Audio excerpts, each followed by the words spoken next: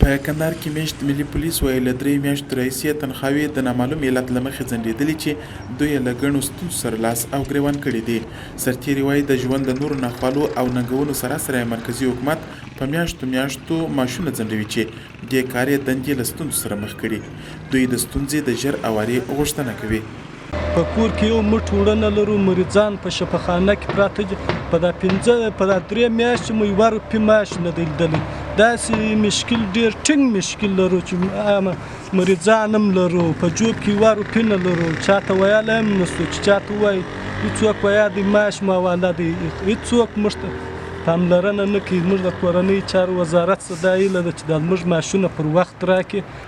معاش مو د 3 میاشتې کېږي نه دی اخیستی.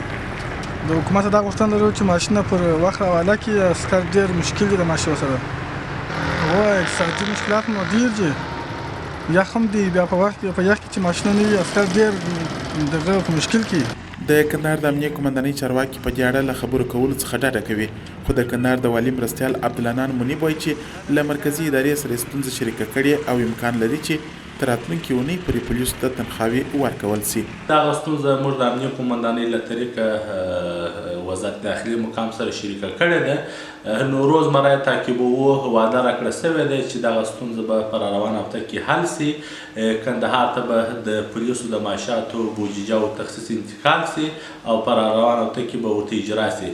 سویلي ولایتونه چې ملي پولیس پکښې د تروریزم جګړې په لومړۍ کرښه کې جنګیږي، د هوایي او پر وخت د مځکني ملاتړ له نشت څخه هم شکایت کوي.